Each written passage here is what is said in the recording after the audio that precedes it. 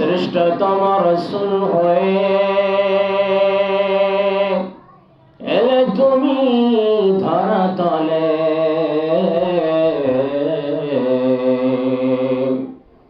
শ্রেষ্ঠতম রাসূল হয়ে এলে তুমি ধরাতলে,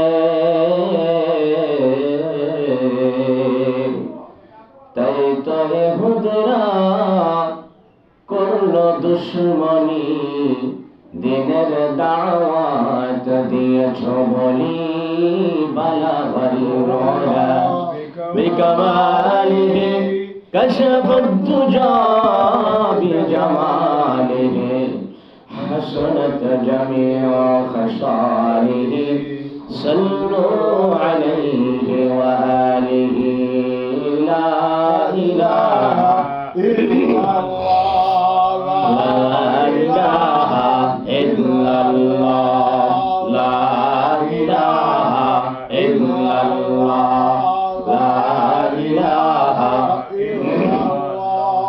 মাজার বাজার গায়রুল্লাহ, আসমান জমিন গায়রুল্লাহ, সিজদা করব এক আল্লাহর, লা ইলাহা ইল্লাল্লাহ, লা ইলাহা ইল্লাল্লাহ। মাজার বাজার গায়রুল্লাহ, চন্দ্র সূর্য গায়রুল্লাহ, সিজদা করব এক আল্লাহর, লা ইলাহা ইল্লাল্লাহ, লা ইলাহা ইল্লাল্লাহ। সুবহানাল্লাহ আলহামদুলিল্লাহ, লা ইলাহা ইল্লাল্লাহ, সুবহানাল্লাহ আলহামদুলিল্লাহ, লা ইলাহা ইল্লাল্লাহ।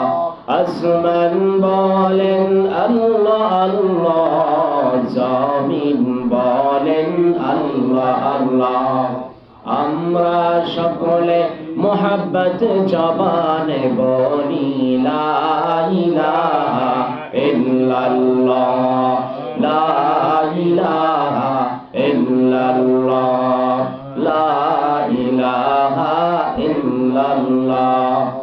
আল্লাহ আল্লাহ আল্লাহু লা ইলাহা ইল্লাহু, আল্লাহ আল্লাহ আল্লাহু লা ইলাহা ইল্লাহু, লা ইলাহা ইল্লাল্লাহু মুহাম্মাদুর রাসূলুল্লাহ সাল্লাল্লাহু আলাইহি ওয়াসাল্লাম। আলহামদুলিল্লাহ, মহান রব্বে কারীমের দরবারে লাখো কোটি শুকরিয়া জ্ঞাপন করছি যে মহান রব্বে কারীম আমাকে আপনাকে দুনিয়ার সমস্ত কাজকর্ম থেকে বিরত রেখে প্রতি সপ্তাহের ন্যায় তাফসীরুল কোরআন মাহফিলে, দোয়ার মজলিসে জাতির শ্রেষ্ঠ সন্তান উলামা ইকরামদের সহবাতে যে রব্বে কারীম আমাকে আপনাকে সুস্থতার সাথে আসার এবং বসার তৌফিক দিলেন, সেই মহান রব্বে কারীমের দরবারে আমরা সকলে শুকরিয়া আদায় করি, বলি আলহামদুলিল্লাহ। আরো শুকরিয়া আদায় করি যে মহান রব্বে কারীম আমাকে আপনাকে সৃষ্টির সেরা জাতি, মানব জাতি হিসেবে সৃষ্টি করেছেন। শুধু কি তাই না, আল্লাহ রাব্বুল আলামিন সৃষ্টির সেরা জাতির মধ্য থেকে শ্রেষ্ঠ মানব, দো জাহানের বাদশাহ, উম্মতের কান্ডারি, আখিরি জামানার নবী মুহাম্মদ রাসূলুল্লাহ সাল্লাল্লাহু আলাইহি ওয়াসাল্লামের উম্মত হিসেবে আল্লাহ তাআলা আমাদেরকে কবুল করেছেন। এজন্য আরেকবার দিল থেকে খুশি মনে শুকরিয়া আদায় করি। সকলে বলি আলহামদুলিল্লাহ।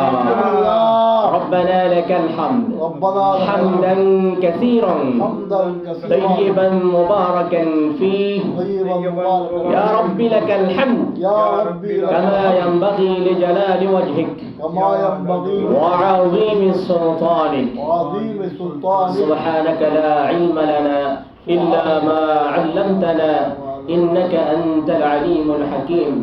رب اشرح لي صدري ويسر لي أمري واحلل عقدة من لساني يفقهوا قولي। আলহামদুলিল্লাহ, আমরা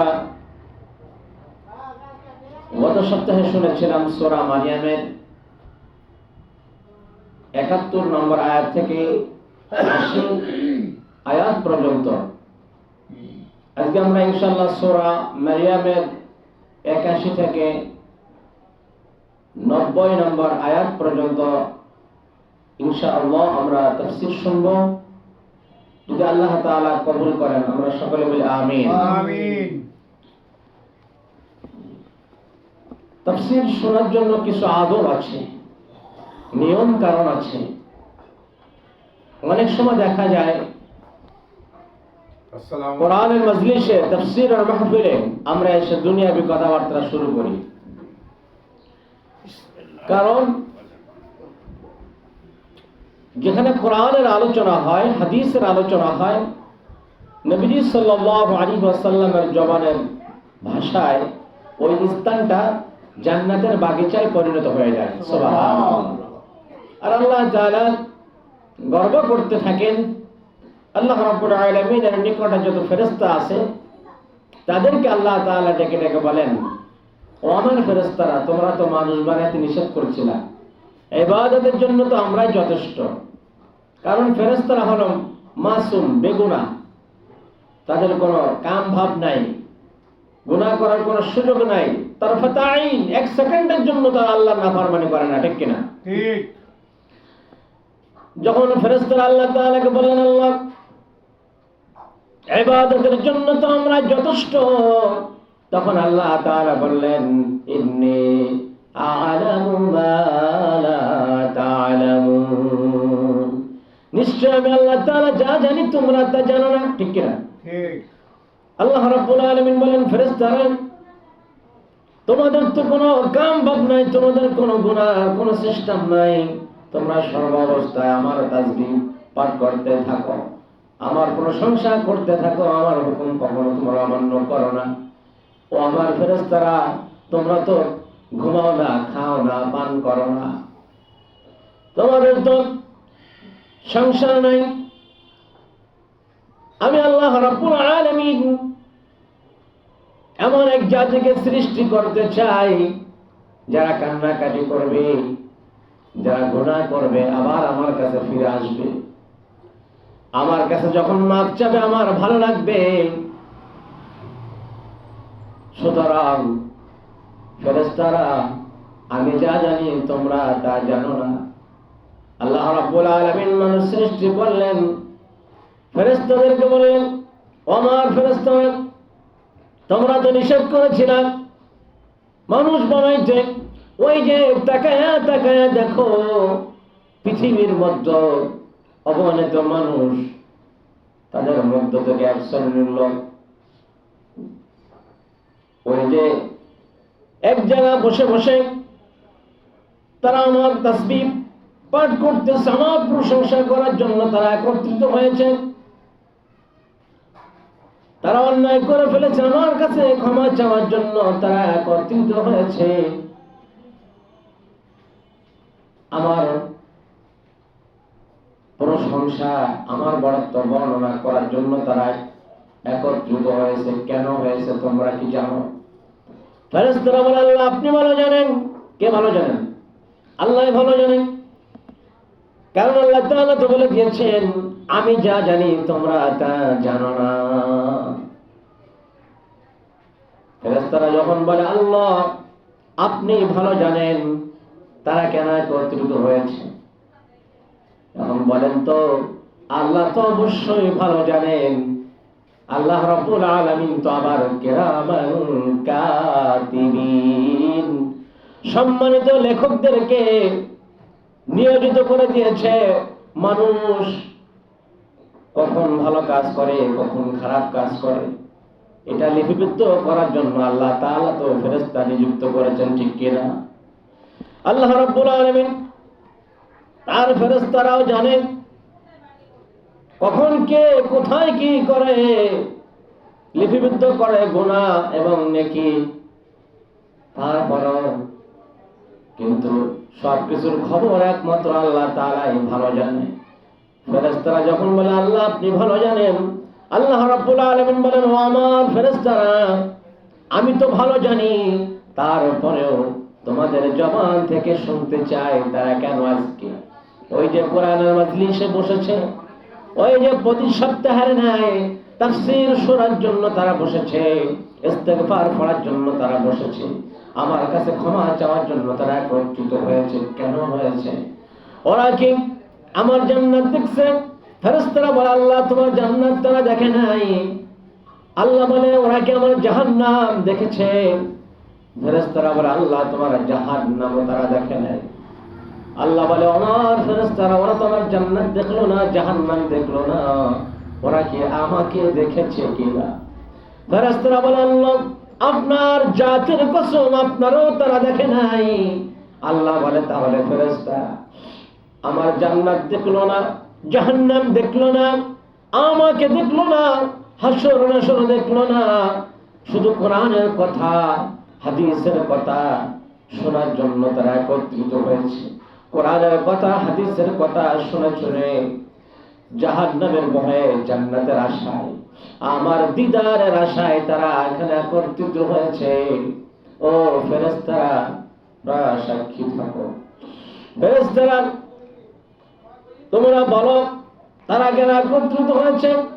ফেরেশতারা তখন বলে আল্লাহ তারা অনেক গুনাহ করে ফেলেছে, অন্যায় করে ফেলেছে, নিজের আত্মার প্রতি জুলুম করেছে, বাড়াবাড়ি করেছে। আল্লাহ তোমার কাছে তারা মাফ চায়, তোমার কাছে তারা পানাহ চায়। আল্লাহ তাআলা বলেন ফেরেশতারা তোমরা সাক্ষী থাকো, আমার রহমতের দরিয়ায় জোশ পয়দা হয়ে গিয়েছে, আমি আমার ওই সমস্ত ক্রন্দনরত বান্দা বান্দীদেরকে মাফ করে দিলাম। সুবহানাল্লাহ সুবহানাল্লাহি ওয়া বিহামদিহি সুবহানাল্লাহিল আযীম। এই যে আমরা একটা